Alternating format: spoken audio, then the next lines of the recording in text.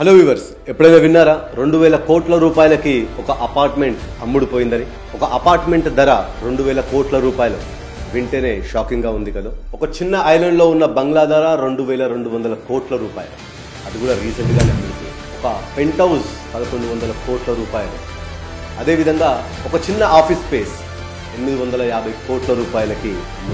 ఈ అమ్ముడుపోయిన ప్రాపర్టీస్ అన్ని కూడా ఎక్కడున్నాయో తెలుసా? 2000 కోట్ల రూపాయలకు అమ్ముడుపోయిన అపార్ట్మెంట్ మాన్హాటన్, న్యూయార్క్లో.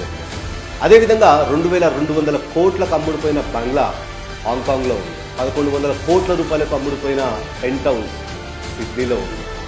దానికి తోడు 850 కోట్ల రూపాయలకు అమ్ముడుపోయిన ఆఫీస్ స్పేస్ లండన్లో ఉంది. సో ఈ ఎక్స్పెన్సివ్ ప్రాపర్టీస్ అన్నీ కూడా విదేశాల్లోనే ఉంటాయని కూడా పొరపడినట్టే. ఎందుకంటే మన దేశంలోని ఢిల్లీ ప్రాంతంలో కూడా ఆ మధ్య 190 కోట్ల రూపాయలకి ఒక అపార్ట్మెంట్ సెల్ అయింది. దానికి తోడు రీసెంట్గా 2025 జనవరిలో ముంబైలోని జూహు ప్రాంతంలో 106 కోట్ల రూపాయలకి ఒక అపార్ట్మెంట్ సెల్ అయింది కూడా. దీంతో మనకు అర్థమవుతుంది ఏంటంటే మన దేశంలో కూడా లగ్జరీ రియల్ ఎస్టేట్ ఒక కళ మాత్రమే కాదు, ఇప్పుడు అది real estate. Hi hello, welcome to social fares. నేను మీ మహేష్ బొమ్మిశెట్టి. వ్యూవర్స్, ఇప్పుడు ఈ లగ్జరీ రియల్ ఎస్టేట్స్ పెరగడంతో మన మదిలో కూడా కొన్ని ప్రశ్నలు మెదలవచ్చు. అదేంటి అంటే, ఇంత ఖరీదైన అపార్ట్మెంట్ అని కొంటుంది ఎవరు? ఎందుకు ఇంత డబ్బుని వెచ్చించి మరీ ఈ ప్రాపర్టీస్ని కొంటున్నారు? 50 లక్షలుగా ఉండే ప్రాపర్టీస్ ధర ఇప్పుడు 2000 కోట్ల రూపాయల వరకు ఎలా ఎదిగింది? అదేవిధంగా మన హైదరాబాద్లో కూడా ఇలాంటి ప్రాపర్టీస్ ఏ ఏరియాలో అందుబాటులో ఉన్నాయి? రండి ఈ వీడియోలో మనం క్లుప్తంగా తెలుసుకుందాం. ముందుగా మనం యూఎస్ఏ రియల్ ఎస్టేట్ గురించి తెలుసుకుందాం. అమెరికా జనాభా దాదాపు 33 కోట్ల మంది. విస్తీర్ణంలో మాత్రం భారతదేశానికంటే కూడా 3 రెట్లు పెద్దది. లాజిక్ ప్రకారం చూస్తే అమెరికాలోని రియల్ ఎస్టేట్ భారతదేశం కంటే కూడా చీప్గా అవైలబుల్ ఉండాలి, కానీ ఆ విధంగా లేదు. అదేవిధంగా ప్రపంచంలోనే అత్యంత ఖరీదైన రియల్ ఎస్టేట్ ఎక్కడుందో మీకు తెలుసా? న్యూయార్క్లోని మాన్హాటన్ విస్తీర్ణం వచ్చేసి 59 స్క్వేర్ కిలోమీటర్లు మాత్రమే. కానీ అక్కడ ఫ్లాట్స్ ధర విషయానికి వస్తే ఒక్కొక్కటి 800 కోట్ల రూపాయలకు పైబడి. కేవలం ఒక 6000 ఎస్ఎఫ్టీ అపార్ట్మెంట్ ధర 436 కోట్ల రూపాయలు. దీన్ని బట్టి మనకు అర్థమవుతుంది ఏంటంటే, కేవలం ల్యాండ్ తక్కువ ఉండడం, జనాభా ఎక్కువ ఉండడం వల్లనే రియల్ ఎస్టేట్ పై ప్రభావం ఉంటుందంటే దాన్ని మనం నమ్మలేము. తర్వాత ఆస్ట్రేలియా విషయానికి వస్తే ఒకవైపు ల్యాండ్ వాల్యూ భారతదేశం కంటే కూడా 2.5% ఎక్కువ. కానీ 2025 జనాభా లెక్కల ప్రకారం అక్కడున్న జనాభా మాత్రం కేవలం 2.3 కోట్ల మంది మాత్రమే. అంటే మన ముంబై నగరంతో సమానమని చెప్పవచ్చు. ఆస్ట్రేలియాలోని సిడ్నీ నగరం వరల్డ్ కాస్ట్లీయెస్ట్ మార్కెట్ అని చెప్పవచ్చు. సిడ్నీ నగరంలోని డార్లింగ్ పాయింట్ దగ్గర ఒక్కొక్క విల్లా ధర 75 నుంచి 90 కోట్ల రూపాయలకు మధ్య పలుకుతుంది. ఇది జస్ట్ ఒక ఇల్లు ధర మాత్రమే, ఓ ప్యాలెసో ఓ ఐలాండో ధర కాదు. దీన్ని బట్టి మనకు అర్థమవుతుంది ఏంటంటే రియల్ ఎస్టేట్ జనాభా మరియు ల్యాండ్పై ఆధారపడి ఉండదు అని. ఇక లండన్ విషయానికి వస్తే సరే మనందరికీ తెలిసిన విషయమే, లండన్ ఒక బిలియనర్స్ హబ్ అని. అక్కడ ఫెరారీస్, యాక్ట్ కొనడంతో పాటు ప్రాపర్టీస్ పై కూడా ఇన్వెస్ట్ చేస్తున్నారు ఈ బిలియనర్స్ అందరూ కూడా. దీంతో అక్కడ రియల్ ఎస్టేట్ ఆకాశాన్ని తాకుతుందని చెప్పవచ్చు. ఉదాహరణకు జారా ఫౌండర్ అయిన ఉమాన్సియో ఒటేగా లండన్లోని ఫిట్జోర్వియా అనే జిల్లాలో BBC ఆఫీస్ ఉండే బిల్డింగ్ని ఏకంగా 850 కోట్ల రూపాయలు వెచ్చించి మరీ కొన్నాడు. అదేవిధంగా లండన్లోని కెన్సింగ్టన్ ప్యాలెస్ గార్డెన్లో ఒక్కొక్క ఇంటి ధర 350 కోట్ల రూపాయల నుంచి మొదలవుతుంది.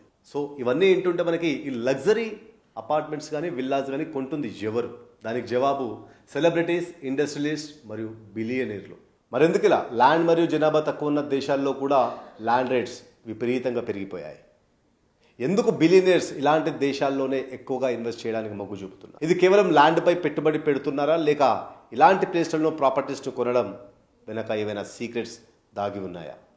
అంటే ఎస్, ఇలాంటి ప్లేస్లలో ప్రాపర్టీస్ కొనడానికి సీక్రెట్స్ ఉన్నాయనే చెప్పవచ్చు. అందులో మొదటిది ప్రెస్టీజ్ అండ్ స్టేటస్. ఇలాంటి ఏరియాస్లో ప్రాపర్టీస్ కొనే వాళ్ళు కేవలం అడ్రస్ కోసం మాత్రమే కొనరు, ఆ ప్రాపర్టీని వాళ్ళు పవర్ సింబల్గా కూడా వాడతారు. అదేవిధంగా అంటే నేను ఎవరు అని చెప్పకుండానే ఎదుటి వ్యక్తికి అర్థమయ్యే విధంగా వారి ఏరియా పేరు చెప్తే చాలు, ఆ వ్యక్తికి అర్థమైపోతుంది తనెవరు అని. రెండవది ఎక్స్క్లూజివిటీ. అంటే ఇవి అందరికీ దొరకవు. అసెట్స్ అంటే అందరూ కొనదగినవే, కానీ అల్ట్రా లగ్జరీ ప్రాపర్టీస్ మాత్రం లిమిటెడ్ ఎడిషన్స్ లాంటివి.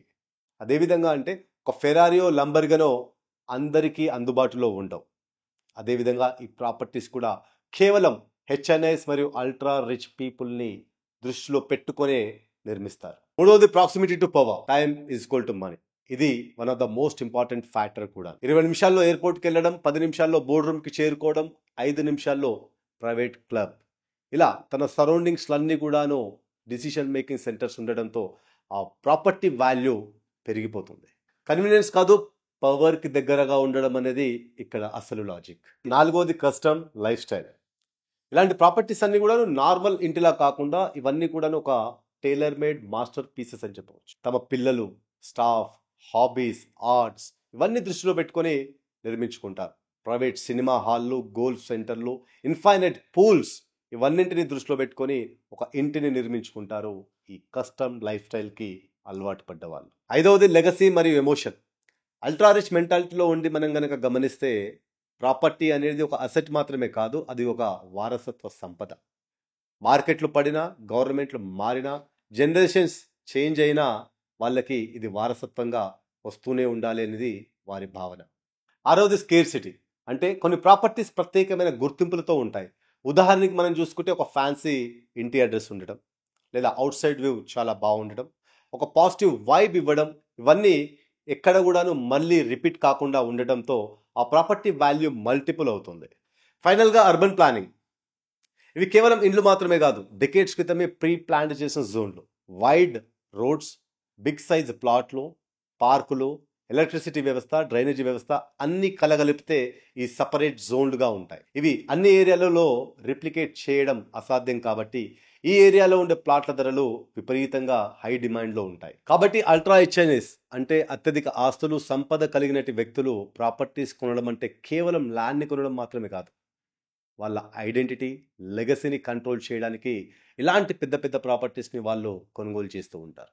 అయితే అమెరికాలో మాన్హాటన్ ఎలాగో ఇప్పుడు మన హైదరాబాద్లో కూడా రియల్ ఎస్టేట్ మాన్హాటన్లా ఎదుగుతుంది. ఎస్, మీరు విన్నది నిజమే. హైదరాబాద్లోని కోకాపేట, ఫైనాన్షియల్ డిస్ట్రిక్ట్, ఇంకా చెప్పాలి అంటే వెస్ట్ సైడ్ ఆఫ్ ద హైదరాబాద్లోని ఎన్నో ప్రాంతాలు రియల్ ఎస్టేట్లో దుమ్ము లేపుతున్నాయి. ఈ ఏరియాలలో గూగుల్, మైక్రోసాఫ్ట్, అమెజాన్ మరియు మెటా వంటి $1 ట్రిలియన్ కంపెనీలతో పాటు వరల్డ్ క్లాస్ ఎమ్యూనిటీస్తో గేటెడ్ కమ్యూనిటీలు, లగ్జరీ టవర్లు, 20 నిమిషాల్లో చేరుకోగలిగే ఎయిర్పోర్ట్, 10 నిమిషాల్లో చేరుకోగలిగే ఐటీ హబ్, దాదాపు 600 ఎకరాల ల్యాండ్ బ్యాంక్. కాబట్టి ఈ ఏరియాని కేవలం రియల్ ఎస్టేట్గానే భావించకుండా ఇది ఒక లెగసీగా భావించబడుతుంది. ఇక ఫ్లాట్ ధర విషయానికి వస్తే 3000 SFT ఒక అపార్ట్మెంట్ ధర 3.3 కోట్లు. కొన్ని ఏరియాలలో ఈ 3.3 కోట్లు బేస్ ప్రైస్గా మాత్రమే పరిగణిస్తున్నారు. మనం కనుక ఈ 3.3 కోట్లని బ్రేక్ డౌన్ చేస్తే కన్స్ట్రక్షన్ కాస్ట్ వచ్చేసి 5,500 రూపాయలు చొప్పున 3000 SFTకి 1.65 కోట్ల రూపాయలు. Undivided share land. ఒక అపార్ట్మెంట్ కొంటే 30 గజాలు యూడిఎస్ వస్తుంది అనుకుంటే ఒక గజం ఆ ఏరియాలో 2.5 లక్షలు, అంటే దాదాపు 75 లక్షలు మనం ల్యాండ్కి వెచ్చిస్తున్నట్టు. ట్యాక్సెస్, పర్మిషన్స్, లైసెన్స్ ఛార్జెస్ ఒక 20 లక్షలు అనుకోగా ఎమ్యూనిటీస్కి 30 లక్షలు వేసుకుందాం. ఇవన్నీ కలిపితే మనకు వచ్చేది 2.95 లక్షలు. కానీ బిల్డర్ మాత్రం 3.30 లక్షలు పెట్టి మరీ ఆ ప్రాజెక్ట్లోని అపార్ట్మెంట్స్ని అమ్ముతూ ఉన్నాడు. ఇక్కడే మన లోకల్స్ మైండ్ సెట్ని మార్చుకోవాలి. ఎందుకంటే అక్కడ డిమాండ్ ఉంది కాబట్టి బిల్డర్ 10% అప్ఫ్రంట్లో ఎక్కువ పెట్టి మరీ అమ్ముతున్నాడు. దాంతో ఎన్ఆర్ఐస్, నార్త్ ఇండియన్స్ చాలామంది ఆ ఏరియాలలో ఆల్రెడీ ఆక్యుపై చేసేసారు అపార్ట్మెంట్స్ని, ల్యాండ్స్ని. సో మనం అప్పుడప్పుడు వింటూ ఉంటాం, ఒక సంవత్సరం క్రితం ఈ ప్రాజెక్ట్ వచ్చేసి 1.5-2 కోట్లు మాత్రమే ఉండదు, ఇప్పుడు 3 కోట్లు అయింది, నేను మిస్ అయ్యాను ఈ జర్నీ అని. సో ఇదే రియల్ ఎస్టేట్ యొక్క లాజిక్. అంతేకాక కోకాపేట మరియు ఫైనాన్షియల్ డిస్ట్రిక్ట్ ఇన్వెస్టర్లలో 40% ఎన్ఆర్ఐలు ఉండగా 20-30% నార్త్ ఇండియన్స్, అదేవిధంగా కేవలం 10-20% మధ్యలో లోకల్స్ పెట్టుబడులు పెడుతున్నారు ఈ ఏరియాలలో. కోకాపేట మరియు ఫైనాన్షియల్ డిస్ట్రిక్ట్ యొక్క సామర్థ్యం, ఆ ఏరియాలో ఉన్న పొటెన్షియాలిటీని దృష్టిలో ఉంచుకొని చాలామంది ఇక్కడ ఇన్వెస్ట్ చేయడానికి మొగ్గు చూపుతున్నారు.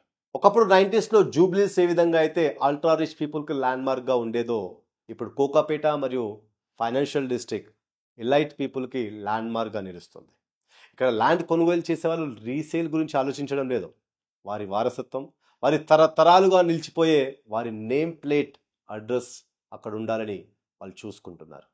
సో హైదరాబాద్ ఒక మన్హాటన్ అవ్వాల్సిన అవసరం లేదు.